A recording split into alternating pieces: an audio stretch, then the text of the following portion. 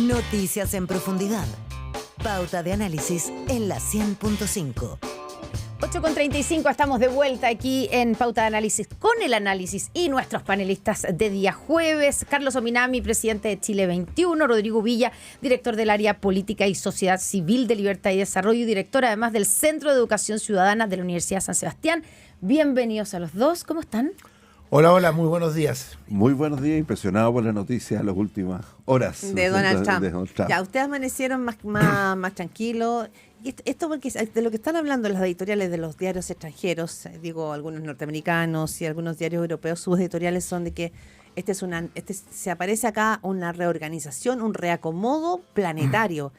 Tan así es el muro comercial que ha instalado Donald Trump. O sea, yo creo que es un intento de un reacomodo planetario. Ya. Habrá que ver si esto funciona bien o no funciona bien. Sí. Yo tiendo a pensar que un país que se comporta como Estados Unidos, la principal potencia mundial, que lo que ha hecho durante las últimas semanas es acumular los conflictos, acumular los adversarios, pelearse con quienes históricamente han sido sus principales aliados. Se peleó con Europa.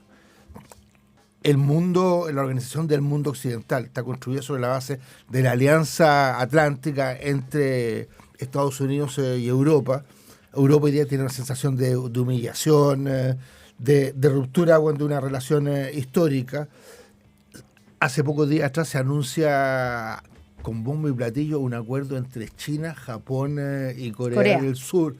Todo esto muestra que este esfuerzo de Trump por poner por delante los intereses norteamericanos es un esfuerzo que yo creo que corresponde más a una potencia que viene perdiendo fuerza, que viene perdiendo gravitación en el mundo y tiene algo de intento desesperado. Yo tiendo a pensar, desde el punto de vista político, desde el punto de vista también económico, que finalmente esto no va a funcionar, que esto va a significar, como ya la Reserva Federal norteamericana le anunció, va a significar mayor inflación, va a significar menor crecimiento y un gran nivel de incertidumbre en el mundo. Para cerrar, en el tema de Chile, todavía no sabemos exactamente cuáles van a ser las consecuencias prácticas, porque el principal producto de exportación, en el caso del cobre, está todavía bajo un estudio particular. También está el tema de las maderas, y algunos que dicen que incluso finalmente Chile a lo mejor se puede ver beneficiado porque algunos competidores como Canadá, como Noruega, tienen aranceles mayores. Pero yo creo que el principal efecto sobre Chile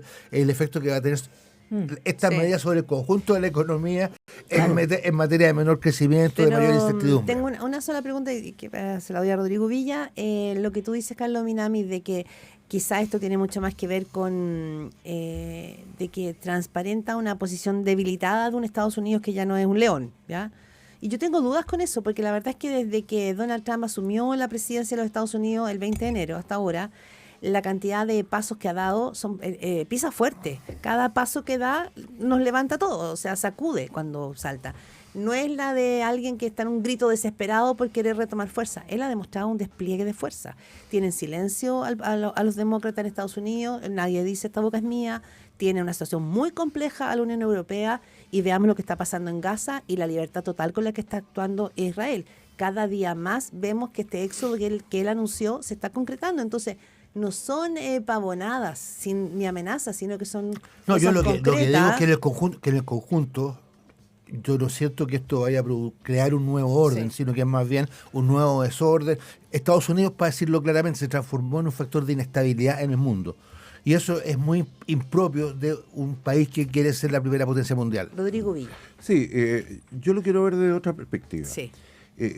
Somos todos nosotros parte de la generación que desde los 70 en el mundo, los 80 y en Chile, y con mucha fuerza en los 90, apostó por el libre comercio, por las economías abiertas, por los acuerdos bilaterales o multilaterales. Esto parte con Pinochet, ¿sí? Con democracia, ¿no es cierto?, gobiernos de distintos colores políticos. Y el mundo hizo eso. Entonces lo que está haciendo Trump ir en contra de esos principios. Y yo creo que siempre es bueno hacer primero la discusión de principios. El mundo necesita, para que los países se desarrollen, estar integrados, que las barreras comerciales sean bajas, porque cuando son altas, generalmente son discrecionales y los que tienen más poder imponen barreras distintas a los que tienen menos poder. Ese es el sentido de los acuerdos bilaterales y multilaterales. Entonces yo creo que no podemos renunciar a eso como chilenos. Segundo. Ya, pero eso, el tango se baila de a dos. ¿Qué sacamos con no sí, podemos hacer una declaración de principio de que no vamos a renunciar. A lo que voy yo lo sé, tiene consecuencias. Porque yo escuchaba ya algunos colegas de ustedes decían, bueno, subámonos solo a aranceles. No, pero ¿cómo? Claro. ¿Me entiendes o no? Es decir, lo que quiero decir que o sea, China puede decir eso. Y por eso, pero claro. No, mejor que los periodistas en esta parte nos quedemos. No, pero irnos en ese... Oye, había un periodista que decía anoche le van a pedir al embajador que se regrese a Chile. Es decir, a nuestro embajador. A nuestro embajador. Ya, entonces, está bien. Lo que yo quiero decir, los principios son los principios. Nosotros creemos que el mundo debe avanzar, no a empujones, a empeñones como está haciendo hoy día. Yo creo que no es un león desesperado. Yo creo que es un león en expansión, que es distinto. Es lo que yo creo. Siguiendo a tu pregunta. Pero sí la reacción tiene que ser en base a ciertos principios. Se valora qué pasa, ¿no es cierto?, con el tema del cobre, que es esencial, pero también hay ciertas señales. Retomaron en el informe comercial el tema de los fármacos, de las patentes y otras cosas que están hace muchos años pendientes. Que Estados Unidos siempre le ha puesto como un foco y un warning, así como una advertencia en el tema de propiedad intelectual y en el tema de patentes farmacéuticas. O sea, tú dices que ahí tal vez Chile tendría algo que hacer en términos de trabajar eso para tener mejor postura negociadora frente a Estados Unidos. Exacto, ¿eso? lo veo por la visa waiver. A mí me tocó la visa waiver. Entonces el Estado americano decía, oye, mejore estos procesos. Y nosotros los mejorábamos porque realmente habían debilidades en los sistemas de información.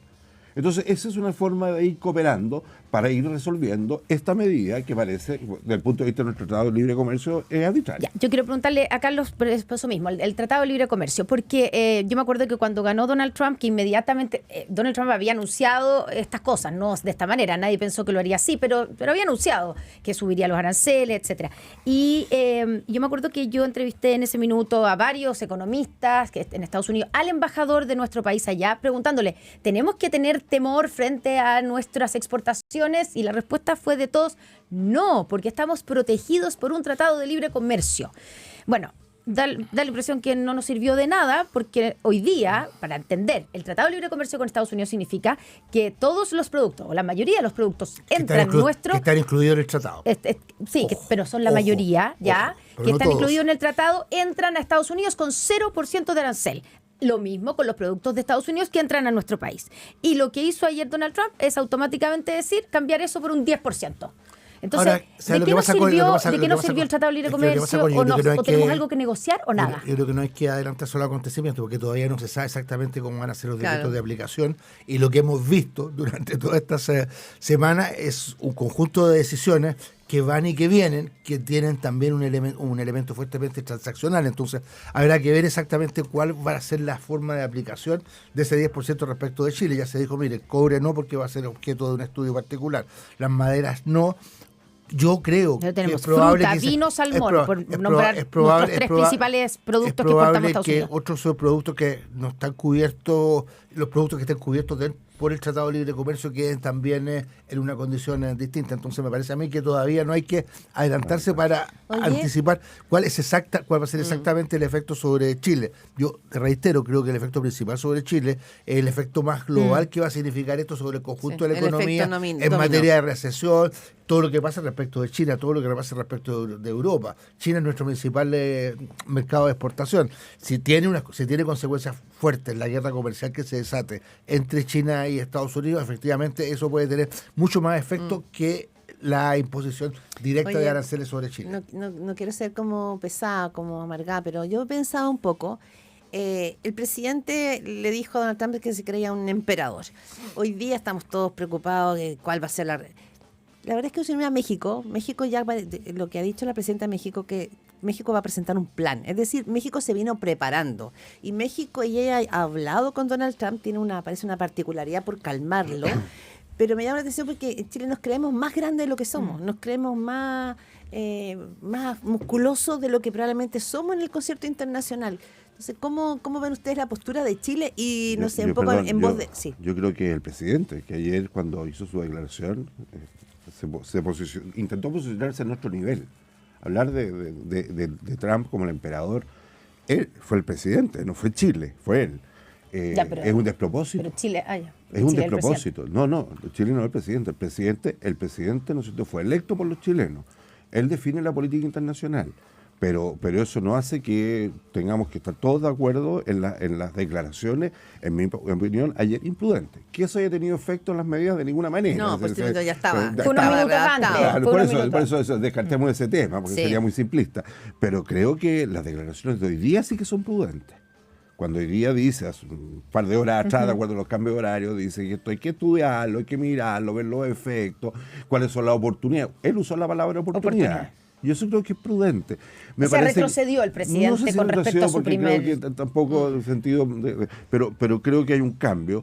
Creo que la reacción de las asociaciones gremiales ha sido positiva. Escuchaba, ¿no es cierto?, a las distintas presidentas, también haciendo un punto de reflexión. Veamos, muy en la medida de lo que tú estás diciendo, Carlos, veamos cuál es el efecto, cómo enfrentarlo, etcétera. Creo que el sector público, el sector privado, los sectores gremiales, los sectores asociados, todos debieran tener esa reacción, porque esto tiene efectos nacionales, ya sea por rebote, como lo dices tú, o directo, no lo sabemos todavía, pero tomar decisiones de manera con la cabeza caliente, tomar decisiones que pueden pasar más allá, primero nos ponen en un protagonismo que está desubicado, no somos el centro de la economía del mundo. Ya, pero todos nos acordamos cuando, y como de manera casi orgullosa, cuando eran circunstancias diferentes, pero cuando Ricardo Lago le dijo que no a George Bush en su guerra, ¿cierto? En su guerra contra el terrorismo. Y todo hasta el día de hoy se enorgullece. Pero estaba sentado en la Nación Unida. Había una plataforma. Había un lugar rol, desde donde. Y tenía un rol protagónico porque era un voto en una unidad donde eran pocos los que votaban. Entonces, ese es el escenario. Si estamos hablando de escenarios. Ya, o sea, fue un error. ¿Sabes, pero déjame una cosa más general que yo conozco bien de cerca. Yo estoy participando en el comité público-privado que creó el Ministerio de Relaciones Exteriores para enfrentar esta situación. Esta mesa, exactamente. Han habido 12 reuniones y tengo una buena evaluación del esfuerzo que se ha hecho. Se han constituido grupos de trabajo, hay un grupo de trabajo sobre cobre, otro grupo de trabajo sobre temas agrícolas, grupos de trabajo identificando cuáles pueden ser las áreas donde Chile se pueda situar en una posición de vulnerabilidad respecto de las medidas que tome la administración norteamericana. Entonces creo que las cosas se han ido haciendo razonablemente bien, Chile se ha ido preparando. Tengo una reflexión más crítica respecto a cómo ocurren las cosas en América Latina, en el sentido de que prácticamente no hay ninguna concertación entre los países para los efectos de defenderse, y la política que ha estado esperando hasta ahora es tratar más bien como de pasar colado. Pasar piola. De pasar piola, de no ponerse en el radar. En eso no ayuda la declaración del presidente. Bueno, entonces diciendo yo creo que el presidente Donald Trump es un emperador. Yo creo que el presidente no dijo, no es una declaración, no es extravagante como declaración, no dijo algo que sea absurdo. Y uno podría discutir sobre la oportunidad. No, pero una cosa es que lo pueda decir tú o Rodrigo Villa, digo, analistas o expertos internacionales, otra cosa lo digo un presidente de la República, además de visita de gira. Pero además el comunicado que hace ayer oficial del ministerio es un comunicado súper técnico, súper pertinente. Que está en la línea de lo que se ha estado discutiendo en este comité público-privado y donde justamente la orientación es tratar de llevar el debate al ámbito técnico y tener capacidad para anticipar a las posibles decisiones que tome la administración norteamericana, que reitero, habrá que ver todavía, hay mucho paño que cortar, habrá que ver qué cosas van a ser objeto de negociación, cuál va a ser, está anunciada para mañana la respuesta de la Unión Europea, va a ver qué es lo que hace China, y es probable también que Estados Unidos y el presidente Trump puedan retroceder respecto de algunas de las decisiones que han tomado hasta ahora.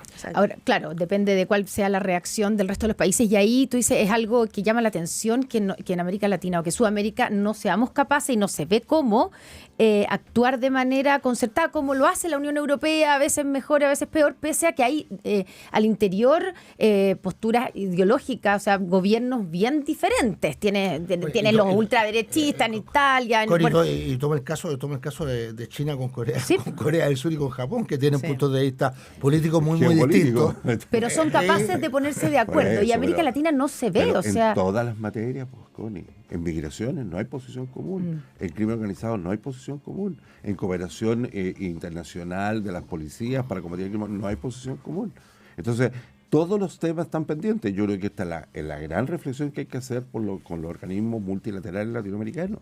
No están funcionando. ¿Desde hace cuánto tiempo? Sí, puede ser de siempre, pero las crisis yo creo que hubo minutos, estoy de acuerdo, Claudia, y las crisis son transversales. Claro, y las crisis hoy día son mucho más fuertes, es decir, la migración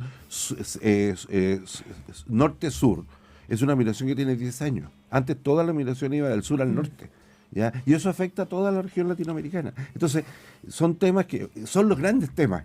¿Te fijas? Eso es lo que quiero decir. Son los grandes temas. No, yo creo que eso es efectivamente agregar una cosa, que quizás sea más a mediano plazo, en la medida en que se vayan consolidando estas decisiones, va a haber una reacción de parte del mundo. Va a haber una reacción. Que eso llama la atención, que nadie pueda parar a Donald Trump. O sea, pero. Está Es por que las verse, cosas están todavía sí, pero hasta ahora. las cosas están por verse. Estados Unidos representa el 13% del comercio mundial.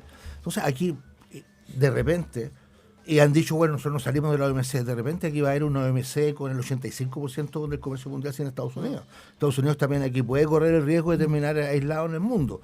Europa puede tener interés en juntarse con Japón, juntarse con China, juntarse con Corea, incorporar también a América Latina dentro de un esfuerzo no de irse a las patas con Estados Unidos, sino que de defender un sistema multilateral, defender un sistema que esté basado en el respeto a los principios del derecho internacional y que Estados Unidos quede también en una condición muy disminuida.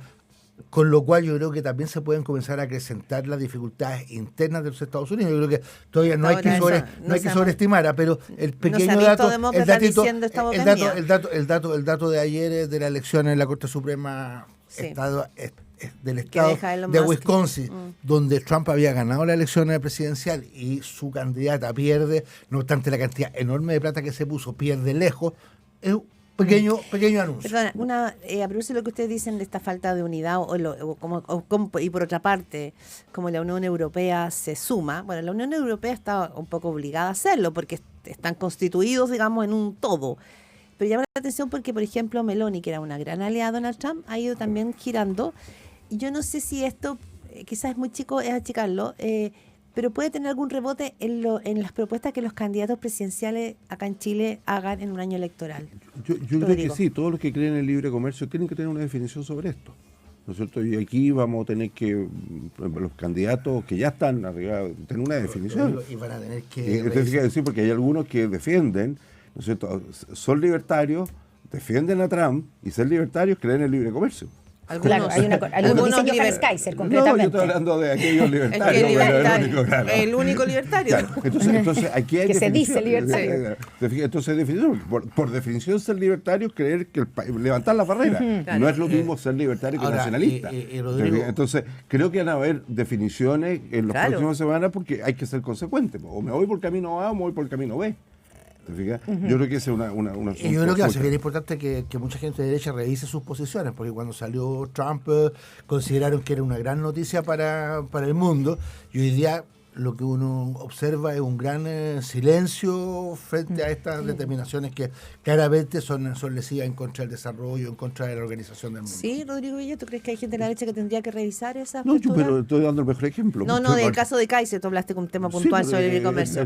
Pero digo, personas que en el fondo enarbolaron la bandera de Donald Trump como una gran opción. Yo creo que, por lo menos los que yo conozco siempre, a los que creían que la opción de Trump era mejor que la opción demócrata, porque muchos sí lo dijeron levantando siempre las dudas que existían sobre otras materias, entre otras materias sobre esta. ¿Te fijas? Entonces, yo creo que el tema está en aquellos que han declarado, ¿no es cierto?, un